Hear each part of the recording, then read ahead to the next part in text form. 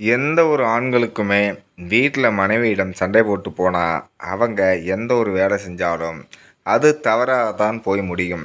உதாரணத்துக்கு ஒரு மருத்துவர் அவருடைய மனைவியிடம் கோவித்து கொண்டு மருத்துவமனைக்கு செல்கிறார்.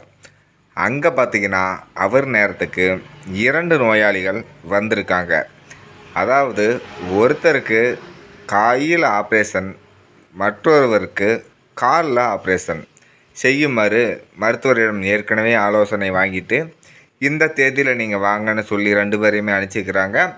அந்த நாளும் வந்துருச்சு. அவங்க இருவருமே வந்துட்டாங்க. வந்தவர்களுக்கு ஒரே அறை கொடுக்கப்படுது. அதில் பார்த்திங்கன்னா அவங்களுடைய படுக்கை எண் பார்த்திங்கன்னா 9, 10 இதுதான். அதாவது கையில் ஆப்ரேஷன் பண்ணுறவருக்கு 9ஆம் நம்பரையும் காலில் ஆப்ரேஷன் பண்ணுறவருக்கு 10ஆம் நம்பரையும் கொடுத்து மருத்துவர் நீங்கள் இருங்க நான் வந்துடுறேன் அப்படின்னு சொல்லிட்டு போயிடுறாரு. அவர் அந்த ஆப்ரேஷனுக்கு உண்டான உபகரணங்கள் எல்லாத்தையும் எடுத்துக்கிட்டு அந்த டைரியில் அவர் தனியாக குறித்து வச்சுருப்பார்.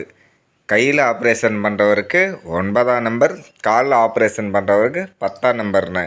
மனைவி கிட்ட போட்ட சண்டையில் என்ன ஆச்சுன்னா, அந்த கையில் ஆப்ரேஷன் பண்ணுற 9ஆம் நம்பர்காரரை 10ஆம் நம்பர்னு எழுதிக்கிட்டு காலில் ஆப்ரேஷன் பண்ணுற 10ஆம் நம்பருக்காரரை 9ஆம் நம்பர்னு எழுதி கிட்டத்தட்ட ஆப்ரேஷனை மாற்றி பண்ணியும் போடுறாரு. அதுக்கப்புறம் இதை கவனிச்சிட்டு இருந்த கூட இருந்த செவிலியர், டாக்டர் நீங்கள் இருவருக்கும் ஆப்ரேஷனை சரியாக பண்ணிட்டீங்க, ஆனால் அதை ஆளைத்தான் மாற்றி பண்ணிட்டீங்க அப்படின்னு சொன்ன உடனே இவருக்கு ஒரே ஆச்சரியமாக போச்சு. என்னடா அது, ஆப்ரேஷனை சரியாக பண்ணிட்டோம், ஆளை மாற்றி பண்ணிட்டேன்னு இந்த புள்ள சொல்லுது. என்ன விஷயம், நம்ம எல்லாமே நம்ம குறித்து வச்சுருந்தபடி தானே பண்ணணும். அப்படியேங்காட்டி நீங்கள் அதாவது படுக்கை எண் மாறி போச்சுங்க டாக்டர் அப்படின்னு சொல்லிக்கிறாங்க. உடனே பார்த்திங்கன்னா அந்த கோபத்தை அவர் வெளிப்படையாக காட்டாமல், ஏமா நான் சொன்ன இடத்துல அவங்கள படுக்க வைக்க வேண்டியது தானே, நீங்கள் ஏன் பெட்டை மாற்றி படுக்க வச்சிங்க அப்படின்னு சொல்லி நாசுக்காக அந்த இடத்துல இருந்து தப்பிச்சு கிட்டத்தட்ட 2 உயிர்களுக்கு வினையாக முடிகிற அளவுக்கு கொண்டு போய் விட்டுட்டுது. அடுத்தது பார்த்திங்கன்னா ஒரு போலீஸ் உயர் அதிகாரி இதே போல் தான் மனைவி கிட்ட சண்டை போட்டுக்கிட்டு காவல் நிலையத்துக்கு வர்றாரு. அங்கே பார்த்திங்கன்னா அவர் நேரத்துக்கு ஒரு கைதி வரான்.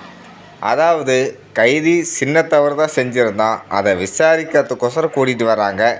உடனே பார்த்திங்கன்னா இந்த காவல் அதிகாரி மனைவி மேலே இருந்த கோபத்தில் கைதியை உள்ளே விட்டு பின்னுன்னு பின்னிடுறாரு.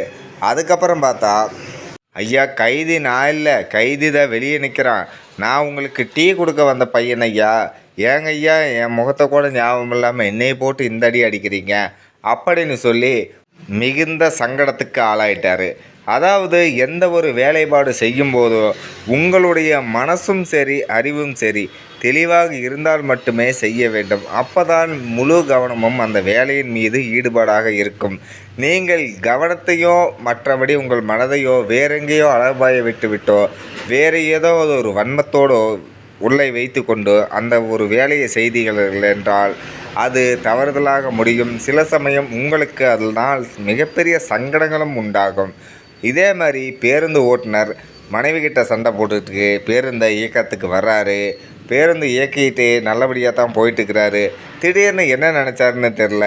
என்னடா வாழ்க்கை, வீட்டில் போனாலும் நிம்மதி இல்லை, வெளியே வந்தாலும் நிம்மதி இல்லைன்னு கிட்டத்தட்ட அவர் தற்கொலை பண்ணிக்கிறதுக்கு முடிவு பண்ணி பேருந்தில் இருந்த 50 பயணிகளையும் சேர கொண்டு போய் குழியில் தள்ளி விட்டார்.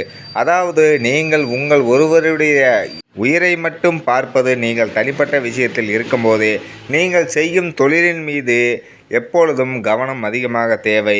ஏனால் அது உங்களுடைய உயிரை மட்டுமல்ல, உங்களை நம்பி வர அனைவருடைய உயிருக்கும் ஆபத்தாக முடிந்துவிடும்.